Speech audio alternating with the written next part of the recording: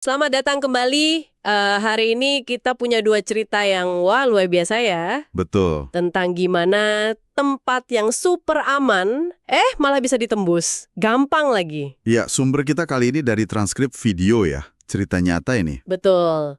Ada soal pembobolan Istana Buckingham, terus ada juga soal uji coba keamanan cyber di kantor kontraktor pemerintah. Seru nih. Iya. Jadi yang pertama nih ada kisah Michael Fagan. Ini orang nekat banget. Nekat atau gimana ya? Dia masuk Istana Buckingham, nggak cuma sekali, tapi 2 kali coba. 2 kali ya? Wow. Sampai masuk ke kamar tidur Ratu Elizabeth kedua. Gila kan? Serius ini? Waduh. Terus cerita kedua, kita loncat ke zaman sekarang, ada Jeremiah Rowe. Ini penetration tester profesional. Ethical hacker gitu ya? Iya, dia dibayar buat coba bobol kantor yang nyimpen data sensitif pemerintah. Nah, ini menarik nih. 2 cerita beda era, tapi Tapi benang merahnya sama ya? betul. Soal keamanan fisik. Sering banget jadi titik lemah. Padahal kelihatannya sepele. Oke. Jadi misi kita hari ini apa nih? Misi kita yaitu mau bongkar kenapa sih keamanan fisik ini kok sering banget diabaikan. Terus akibatnya apa? Kok bisa tempat kayak Istana Buckingham atau kantor yang katanya keamanannya tinggi, gampang banget dimasukin. Bener juga ya. Nah, dari situ, apa yang bisa Anda, para pendengar, pelajari soal keamanan di sekitar Anda sendiri, baik fisik maupun ya digital. Gitu. Oke, siap. Mari kita telusuri bareng ya. Mari. Oke, kita mulai dari yang pertama dulu deh. Michael Fagan, Oke, Fagan. London tahun 1982. Fagan ini umurnya 30-an lah. Kerjanya tukang cat interior. Oh, pekerja biasa ya? Iya, Ati hidupnya lagi, berantakan banget. Masalah duit, terus ditinggal istri sama anak-anaknya juga. Kasihan juga ya. Kondisi mentalnya gimana? Disebutin sih lagi nggak stabil gitu, goyah. Oke, pantesan. Agak nekat mungkin ya? Nah, pembobolan pertamanya nih. Bulan Juni 1982. Oke. Pemicunya, malam itu istrinya baru aja pergi ninggalin dia. Jadi Fagan ini lagi kalut banget, jalan aja gitu tanpa tujuan. Nggak tahu gimana ceritanya, dia nyampe di depan Istana Buckingham. Wow, kebetulan. Kayaknya sih. Terus dia lihat ada jendela kebuka di lantai atas. Jendela kebuka? Di istana? Iya. Tanpa mikir panjang, dia langsung aja gitu manjat tembok. Hah? Bisa? Bisa. Terus naik lewat pipa pembuangan. Masuk deh lewat jendela itu. Ya ampun, semudah itu? Nggak ada alarm, nggak ada penjaga. Katanya sih gitu, gampang banget masuknya. Wah, ini langsung nunjukin sesuatu ya. Maksudnya, keamanan tingkat tinggi seringnya fokus ke ancaman canggih, lupa sama yang basic. Kayak jendela kebuka atau pipa yang bisa dipanjat ya. Persis, justru karena dianggap remeh, malah jadi celah yang efektif. Oke, terus di dalam gimana? Nah, di dalam dia sempat keliling-keliling bentar, ngeliatin lukisan, tapi katanya biasa aja. Terus dia bilang lantainya berderit gitu. Sempat-sempatnya ya merhatiin lantai. Dia bahkan duduk di singgasana di ruang tahta. Wah, nekat benar. Terus dia haus, masuk ke salah satu kantor, belakangan baru ketahuan itu kantor sekretarisnya Pangeran Charles. Oh ya? Di situ dia nemu sebotol anggur California, katanya hadiah. Terus diminum? Iya. Tapi nggak nemu pembuka botol. Jadi gabusnya didorong aja ke dalam botol, diminum setengahnya. Kreatif juga ya cara minumnya. Nah pas lagi minum itu dia baru kayak, astaga, aku kan di istana. Gitu. Oh, sadar dia ya. Iya, langsung panik. Cari jalan keluar. Sempat lihat penjaga keamanan sama anjingnya dari jauh. Terus ketangkep. Enggak. Dia berhasil kabur lagi lewat jendela lain, terus lompat tembok belakang. Dia bilang sebelumnya nggak lihat ada keamanan lain. Luar biasa. Jadi masuk, keliling, minum anggur, terus keluar lagi tanpa ketahuan. Iya, untuk yang pertama kali ini. Ini bukan cuma soal satu jendela kebuka loh. Ini berarti ada kegagalan sistemik di deteksi internal mereka waktu itu. Bener banget. Dan yang lebih gila, Apalagi? dia ngulangin lagi. Hah? Serius? Iya, Kapan? sebulan kemudian. Tanggal 8 Juli 1982, pagi-pagi buta, jam 5-an. Pagi-pagi? Ngapain? Katanya sih dia makin putus asa, baru bebas pakai jaminan gara-gara kasus nyuri mobil, nggak bisa tidur. Terus? Jalan lagi ke Istana Buckingham, kali ini niatnya mau lihat ratu. Waduh, makin nekat ini. Caranya gimana? Sama lagi. Sama. Manjat tembok lagi, masuk lagi ke istana. Kok bisa nggak diperketat ya keamanannya setelah kejadian pertama? Aneh banget. Nah, itu dia pertanyaannya kan. Kali ini dia kayaknya lebih tenang. Sempat nyapa beberapa staf yang papasan sama dia. Disapa. Terus stafnya nggak curiga? Nggak diceritain detail sih, tapi intinya dia bisa terus jalan. Entah gimana caranya, dia nemu kamar tidur Ratu. Iya Tuhan, sampai kamar tidur. Iya. Ratu lagi tidur waktu itu. Veger nyibakin tirai, mastiin itu beneran Ratu. Terus ratunya bangun. Bangun, kaget dong pastinya. Nanya, kamu ngapain di sini? Terus nyuruh Vegan keluar. Reaksi ratu tenang juga ya? Kayaknya sih gitu. Vegan ini malah sempat duduk di pinggir tempat tidur sebentar. Duduk di kasur ratu. Iya. Baru deh pelayan datang, terus akhirnya dia ditahan. Akhirnya ketangkap juga ya yang kedua. Tapi tetap aja, 2 kali dalam sebulan masuk istana. Ini sih Iya. parah ya? Parah banget kerentanan fisiknya. Fugen sendiri kan kemudian bilang mungkin pas yang kedua itu dia sebenarnya pengen ketangkep. Oh iya? Iya. Kenapa gitu? Ya semacam teriakan minta tolong mungkin ya karena kondisi hidupnya itu. Jadi ada lapisan psikologisnya juga di cerita ini. Masuk akal juga sih. Terus gimana proses hukumnya? Nah ini anehnya lagi. Secara hukum, dia cuma didakwa nyuri setengah botol anggur dari pembobolan pertama. Loh, masuk tanpa izinnya gimana? Waktu itu di Inggris, masuk tanpa izin gitu aja belum dianggap tindak pidana serius. Oh gitu ya, aturannya waktu Jadi itu. dia diadili, tapi akhirnya dinyatakan gak bersalah atas tuduhan pencurian anggur itu. Terus bebas gitu aja? Nggak juga. Hakimnya lihat kondisi mentalnya Vegan, jadi dia dikirim ke bangsal psikiatri buat perawatan. Oke. Jadi ada penanganan untuk kondisi mentalnya ya? Iya. Setelah itu sih hidupnya masih naik turun ya. Sempat ditangkap lagi beberapa kali karena kasus lain. Tapi ya gitu udah ceritanya. Kisah Vegan ini jadi kayak studi kasus klasik banget ya. Gimana keamanan fisik paling dasar bisa gagal total, bahkan di tempat sepenting istana. Betul. Ini maksa kita mikir, jangan-jangan kita terlalu fokus sama benteng digital, tapi lupa sama pintu belakang fisik yang mungkin nggak kekunci. Pertanyaan bagus banget. Dan ini nyambung nih ke cerita kedua kita. Nah, iya. Jeremiah Rowe. Iya. Gimana sih organisasi modern nyoba mencegah insiden Vegan ini kejadian di era digital? Dengan cara diuji ya. Betul. Mereka bayar orang kayak Jeremiah Rowe ini, ethical hacker atau penetration tester, buat nyari celah duluan sebelum penjahat yang nemuin. Oke. Siapa Jeremiah Rowe ini? Dia ini solutions architect. Latar belakangnya kuat di pengujian keamanan siber. Pernah di militer, terus Geek Squad, nah sekarang kerja di kontraktor pemerintah AS. Wah, pengalamannya banyak ya. Punya sertifikasi canggih juga, OSCP, jadi dia udah biasa mikir kayak hacker kelas kakap yang didanai negara gitu. Oke, nation state actor. Terus, targetnya apa? Targetnya ini kantor cabang. Kantor cabang terpencil milik kontraktor pemerintah tempat dia kerja. Lokasinya di area Washington DC. Kenapa kantor cabang? Kantor ini nanganin data sensitif pemerintah. Nah, ini penting dipahami nih. Kenapa kantor cabang jadi target? Penyerang canggih itu seringnya nggak langsung nyerang target utama, kayak jaringan pemerintah langsung. Oh, jadi cari jalan lain gitu? Iya, mereka cari pintu samping, lewat mitra atau kontraktor yang mungkin keamanannya lebih longgar. Jeremiah ini curiga kantor cabang ini punya risiko fisik yang belum ketahuan. Karena jarang diuji ya sisi fisiknya. Betul. Pengujian fisik itu emang lebih jarang dilakuin seteliti pengujian jaringan atau cyber. Tapi dapat izin buat nguji susah nggak? Kan kantor sendiri. Nah, itu dia. Ternyata susah banget. Manajemen perusahaannya itu takut. Takut kenapa? Takut sama apa yang mungkin ditemuin. Takut malu, takut ganggu operasional kantor. Pokoknya anti resiko banget lah. Wah, ini ironis ya. Bilangnya anti risiko, tapi nolak buat ngukur resiko sebenarnya. Iya kan? Aneh. Ketakutan bakal nemuin celah itu harusnya jadi alasan buat nguji, bukan malah ngahindar. Ini pola pikir yang bahaya sebenarnya. Untungnya Jeremiah sama timnya gigih ya. Meyakinkan terus, ngejelasin bahayanya kalau ada celah, tapi nggak ketahuan. Akhirnya dikasih izin. Akhirnya dapat lampu hijau, tapi aturannya ketat banget. Nggak boleh pasang malware atau backdoor, terus dampaknya harus minimal. Oke, wajar sih ada aturan mainnya. Tujuannya apa pengujian ini? Tujuannya jelas. Pertama, bisa nggak mereka masuk secara fisik? Oke. Kedua, kalau bisa masuk, informasi apa aja yang bisa didapetin di dalam? Ketiga, bisa nggak dapat akses ke jaringan internal kantor? Nah, ini penting. Dan terakhir, seberapa besar sih resiko skenario ini buat perusahaan dan klien pemerintahnya?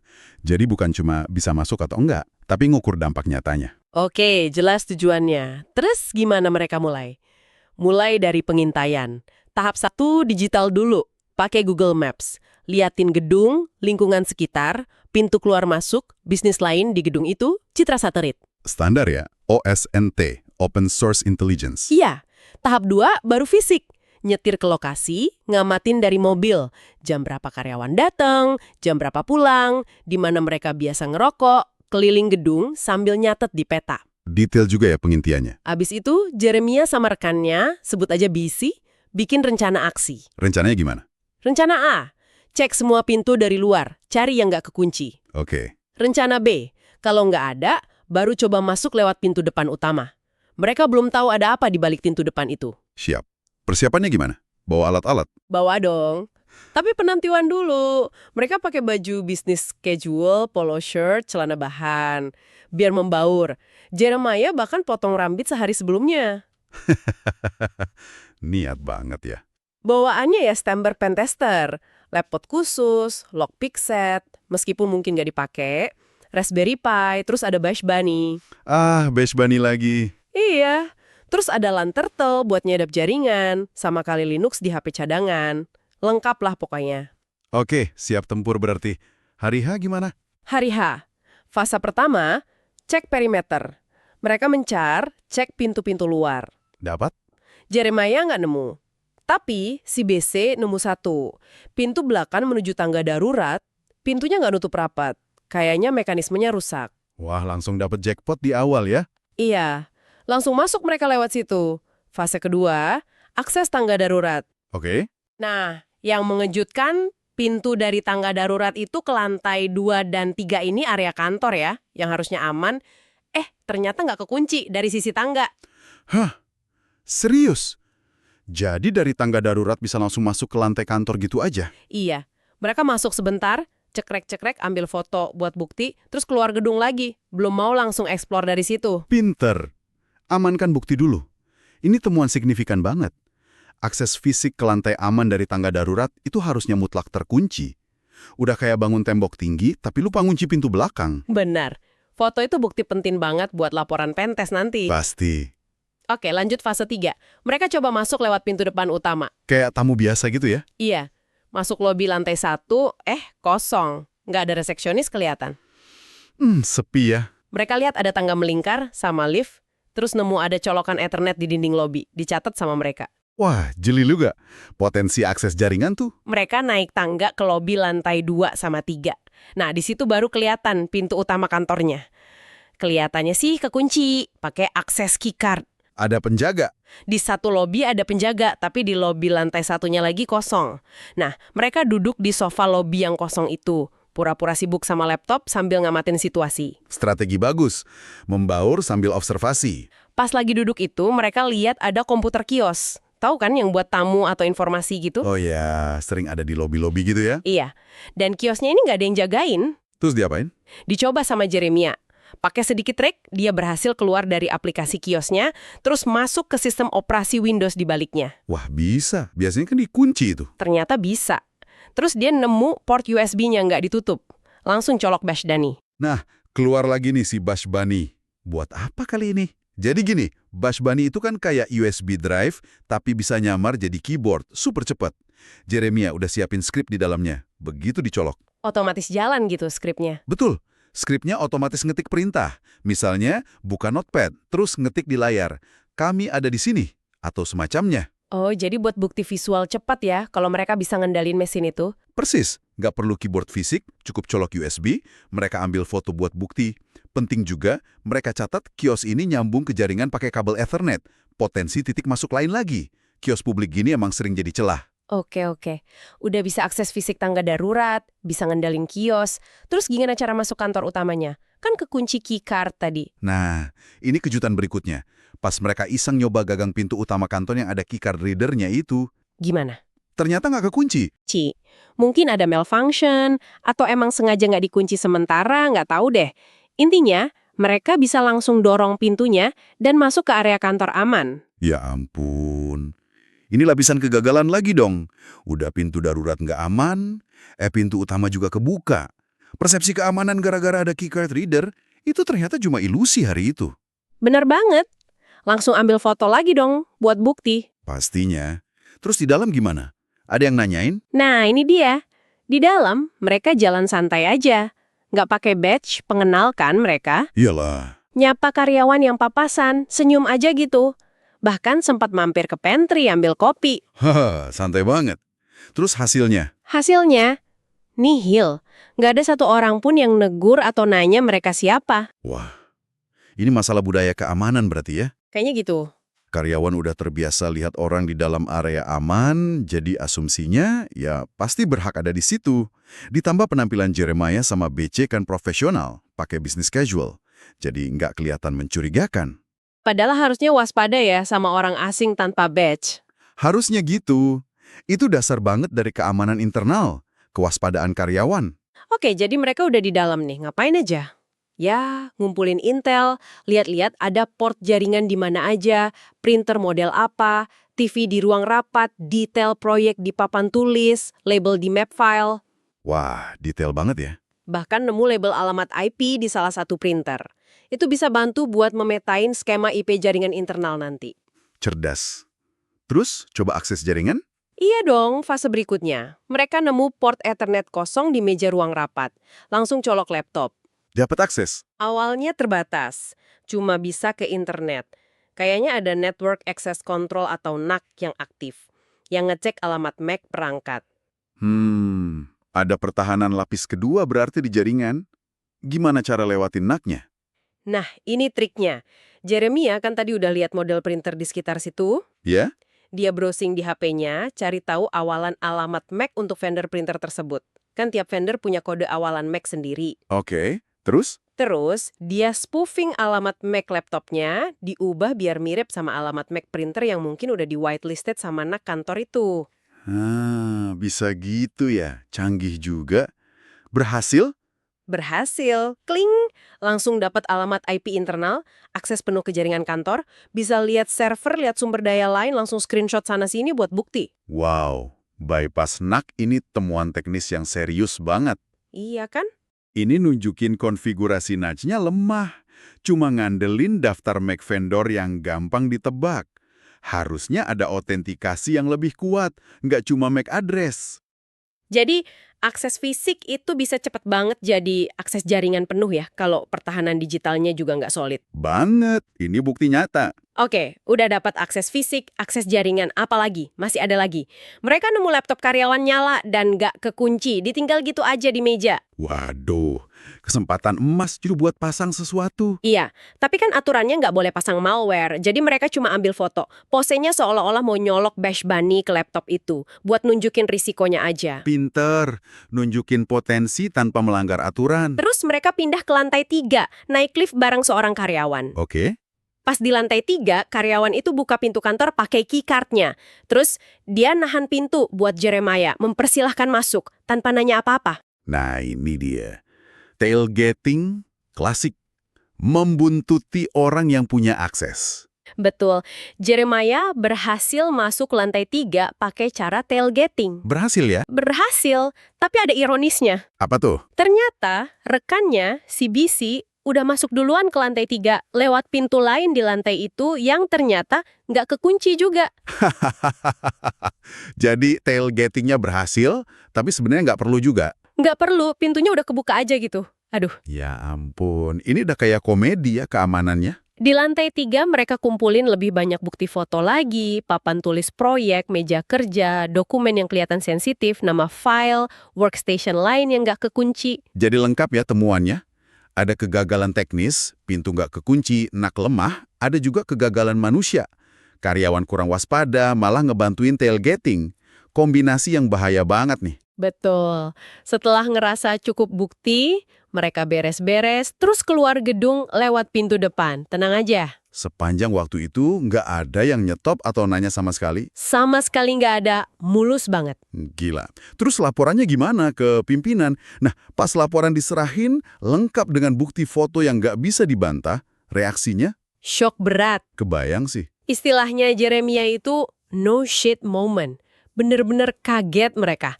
Kaget lihat betapa gampangnya akses fisik didapatin, kok bisa kios lobi diretas, kok banyak workstation nggak kekunci, kok NAK bisa dilewatin, kok tailgating berhasil, dan kok karyawan nggak ada yang curiga sama sekali. Jadi langsung ada tindakan perbaikan? Langsung, pintu-pintu segera dipastiin kekunci beneran, kios lobi dicabut atau diamankan, konfigurasi NAK diperbaiki, terus ada pelatihan kesadaran keamanan lagi buat karyawan. Alhamdulillah ya, ada hasilnya. Iya. Pengujian ini benar-benar ngebuka mata mereka soal resiko nyata yang mungkin nggak kelihatan. Resiko pencurian data, sabotase proyek pemerintah. Dan ini ngebuktiin pentingnya pengujian keamanan ofensif, termasuk sisi fisiknya. Jangan cuma fokus di siber. Oke, jadi kalau kita tarik benang merah nih antara Fagan yang nekat sama tim Jeremia yang sistematis nih. Gimana tuh? Keduanya sama-sama ngeeksploitasi hal yang sebenarnya mendasar banget ya. Betul. Apa itu? Pintu atau jendela yang nggak kekunci. Sama faktor manusia. Kurangnya kewaspadaan atau nggak ada yang berani nanya atau nantang orang asing. Tepat sekali. Itu intinya. Fagan memang karena dorongan pribadi, kebetulan, dan putus asa. Sementara Rowe dan timnya akan melakukan pengujian terencana, profesional. Tapi hasilnya nunjukin hal yang sama. Kali nggak sesuai sama realitas di lapangan. Tempat yang kita anggap udah kayak benteng, ternyata bisa runtuh gara-gara hal sepele. Kayak ungkapan itu ya, keamanan terkuat hanya sekuat mata rantai terlemahnya. Persis. Dan sering banget mata rantai terlemah itu ya hal yang paling dasar. Kunci pintu, kewaspadaan manusia, bukan melulu soal teknologi canggih atau firewall berlapis-lapis. Jadi dari kupas tuntas kita hari ini, jelas banget ya kalau keamanan fisik itu nggak boleh diremehin sama sekali. Nggak boleh. Faktor manusia jadi kunci banget, dan asumsi kita soal tempat ini pasti aman, itu perlu terus diuji. Jangan percaya gitu aja. Betul sekali.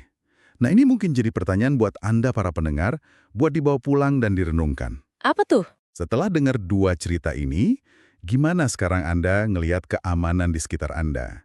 Di kantor mungkin, di rumah, atau tempat lain yang selama ini Anda anggap aman? Coba pikirin deh. Ada nggak pintu nggak kekunci atau kios nggak terjaga yang mungkin selama ini Anda abaikan? Wah, pertanyaan bagus tuh buat refleksi. Dan mungkin satu pemikiran terakhir ya dari saya. Silakan. Kalau kita lihat betapa gampangnya akses fisik didapetin di dua cerita ini, bahkan ke tempat yang harusnya super aman, kayak istana atau kantor kontraktor pemerintah. Iya. Pertanyaannya, seberapa jauh kita bisa benar-benar percaya sama keamanan digital kita? Kalau tembok fisik yang ngelindungin server, kabel jaringan, itu bisa ditembus mudah itu. Menarik. Jadi, di mana sebenarnya letak pertahanan kita yang paling rentan ketika keamanan fisik dan digital ini bertemu? Saling terkait kan mereka? Pertanyaan yang sangat relevan di zaman sekarang. Sesuatu untuk kita pikirkan bersama.